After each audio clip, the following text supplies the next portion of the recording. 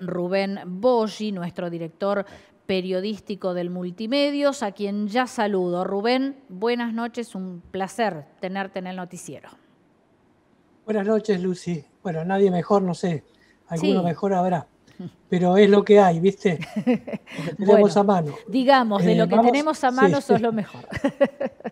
vamos a decir que efectivamente se está llegando al punto más fuerte, más alto del conflicto y generalmente es en estos momentos de cualquier conflicto que comienza a salir, a emerger como una especie de milagro, como una florecilla en medio del asfalto, la solución.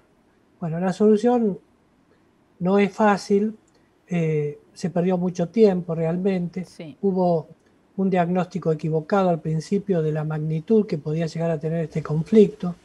Primero se intentó hacer la consabida recorrida por los gremios tradicionales y cerrar con ellos, y con eso se pretendió tener acordado todo el asunto, pero no fue así.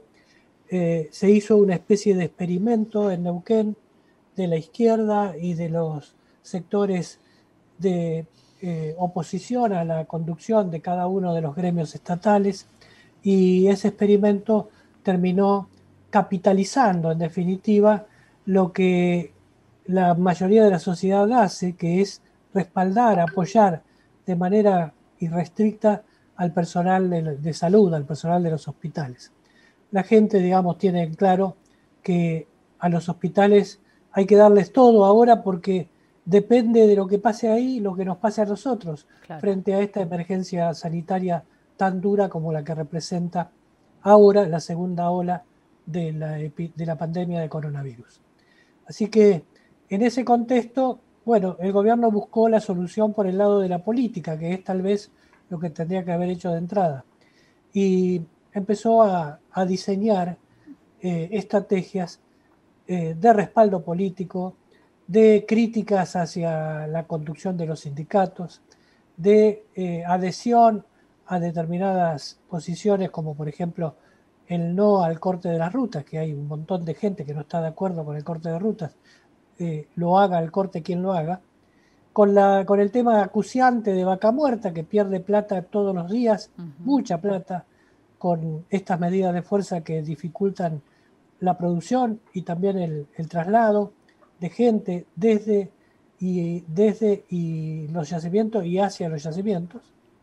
Así que con toda esa acción más fuerte, más decidida, con el MPN tomando conciencia de que estaba debilitando a su propio gobierno, en definitiva se encara con este plan de acción que un poco anticipamos ayer en una nota de Mejor Informado, y que pasaba primero por dar una señal desde la política de restricción del gasto para dedicarlo a los hospitales, y por eso se congeló el salario de la planta política en el Ejecutivo, y por eso el bloque de diputados del Movimiento Popular Neuquino renunció al aumento en las dietas otorgado hace muy poco del 30%. Son gestos, no representa en realidad, es un gesto con cierta impostación, no es sincero, pero es un gesto al fin que la gente me dirá y cada uno dirá si lo convence o no. Y lo otro que está en preparación es fortalecer la asignación COVID, que ya se hicieron 2 intentos de que fuera aceptada, el primero por 30.000 pesos, el segundo por 40. Ahora se está pensando en una asignación COVID que sea para todo el año directamente, a razón de 10.000 pesos por mes, pero para todo el año. Y, y en eso recibe Gutiérrez una mano del gobierno nacional, porque Alberto Fernández define una cosa casi igual, que es una asignación también, pero por 6.500 pesos para el personal de salud de todavía no se sabe qué cantidad de empleados públicos del Estado. Así que en eso está la situación ahora, se está avanzando en ese contexto, mientras todos los sindicatos están redefiniendo su postura y ahora ya no se discute a los autoconvocados como un desprendimiento anárquico y de poca monta, como en su momento se lo calificó, sino que se intenta en todo caso retomar la conducción del conflicto. Por eso hoy, en el plenario de ATE en Plotier, el sindicato ATE con Carlos Quintriqueo definió un plan de lucha, un pedido de aumento salarial y la incorporación de 1.300 empleados contratados en los hospitales a la planta permanente. Pero Quintriqueo está un poco en el ocaso. Ha dado, digo yo, y lo voy a decir en una nota que estoy escribiendo ahora, ha dado ese paso que hay entre lo sublime y lo ridículo, una frase que se le atribuye a Napoleón Bonaparte cuando volvía derrotado de Rusia, de la campaña a Rusia, con la quinta parte de los 600.000 hombres que había llevado, una derrota espantosa que produjo su ocaso hasta la derrota definitiva en Waterloo. Y dijo aquello de lo sublime a lo ridículo no hay más que un solo paso. Y hoy esa frase se le puede aplicar a Carlos Quintriqueo, que hace unos meses estaba en lo sublime con un acuerdo hecho con el gobierno provincial y con todo dominado, con la pelota bajo el pie. Y ahora la pelota se le escapó, la gente se le desbandó, el propio sindicato lo critica, fue muy dura la crítica de Rodolfo Aguiar, el secretario adjunto de ATE Nacional, hacia Quintriqueo, personalizada la crítica. Y le empiezan a saltar disidentes dentro del sindicato, como fue, por ejemplo, la declaración de la Junta Interna del EPAS, que aclaró por qué no iba al plenario de hoy realizado en Plotier y criticó también a la conducción del gremio. Así que en ese rico contexto de política sindical y política, digamos, política electoral, pensando en este año, se avanza en la búsqueda de una solución al conflicto que evidentemente no solo pasaba por una cuestión de números y de caja, sino también por una acción política que consiguiera el suficiente consenso.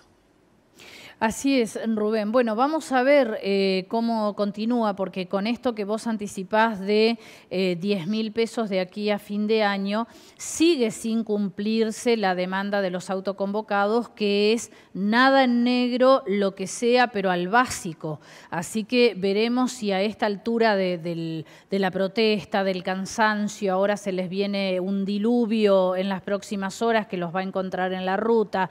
Veremos si esta propuesta finalmente la aceptan y se levanta esta huelga, estos cortes de ruta que, como bien vos decís, están afectando terriblemente a muchos sectores y a los números en general de la provincia. Después, el análisis que vos comentás muy bien de la fuerza interna de ATE, cómo se ha ido diluyendo en el mismo MPN, que han captado a tiempo que se estaban haciendo daño. Bueno, veremos cómo sigue y cómo lo evalúa el electorado y la gente en adelante, ¿no? Pero ahora el tema es terminar con este conflicto. Sí, son distintas fases que se deberán ir cumpliendo. La liberación de las rutas necesita de masa crítica desde la política, consenso desde la política suficiente como para que eso se pueda producir de una manera, digamos, civilizada. Si no, ya sabemos que no se puede soportar un corte de ruta tan prolongado y llegado el caso, si es necesario, se va a acudir a la fuerza pública. No va a ser la primera vez que se hace y no veo por qué no se va a usar ahora si es que no se consigue por las buenas, digamos. Claro. Esto no es una advertencia, no es una amenaza, está dentro, no obstante, de los cálculos, o sea, hay que decirlo, están preparados para eso también. Claro. Y si llega el momento, se va a aplicar. Pero bueno, esperemos que no. Lo van a estirar lo más posible porque el costo es muy alto, sobre todo teniendo en cuenta que esta lucha de los autoconvocados tiene una característica que no han tenido otros cortes de ruta, que es el respaldo de gran parte de la población. Así que estimo que van a tratar de evitar el uso de la fuerza.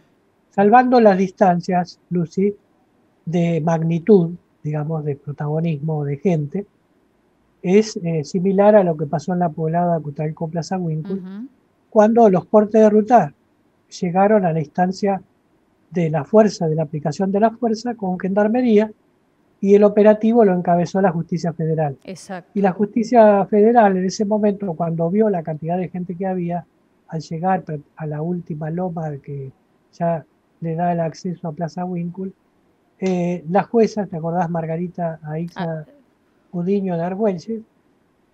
Decidió que no podía actuar porque estaba ante una figura distinta, la figura de sedición.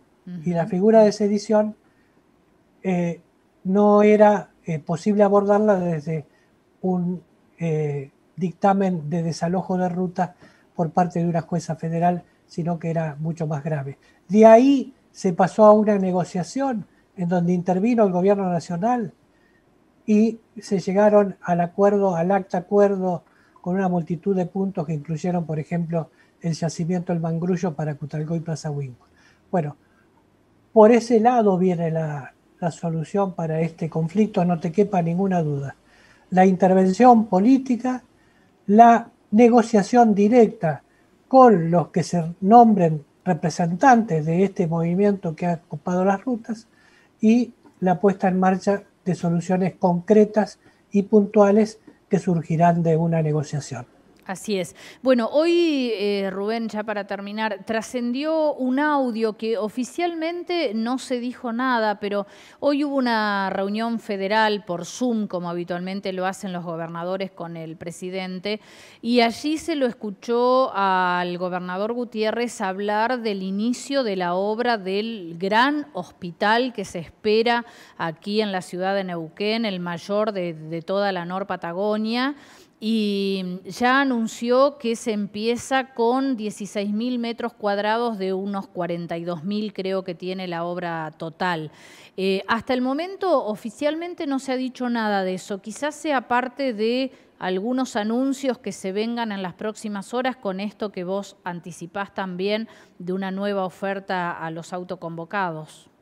Sí, está en el paquete, ¿no? De la misma manera que el presidente hizo esa conferencia con los gobernadores poniendo el eje, el foco en las obras destinadas a fortalecer el sistema de salud en Argentina frente a la pandemia. En el caso nuestro, el Hospital Norpatagónico, un mega hospital para toda la región y no solamente para Neuquén, bueno, sin duda que será una zanahoria interesante para poner delante de la gente de salud, porque es un horizonte el que se abre de mayor cantidad de gente de recursos humanos, de mejores ingresos, de capacitación del recurso, bueno, un montón de cosas que vienen junto con un hospital de esa naturaleza.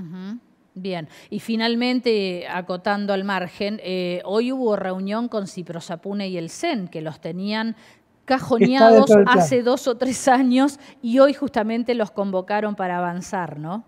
Sí, es la legislatura y tiene que ver con el tema de la reestructuración de la carrera sanitaria y demás, que son temas específicos de los hospitales que realmente están pendientes y también formaron parte del caldo de cultivo donde se cocinó este conflicto. Totalmente. Bueno, Rubén, muchísimas gracias, como siempre. Gracias a vos, Lucy. Tu análisis impecable. Gracias, un abrazo. Hay otros mejores, pero es lo que tenés. Bueno, gracias.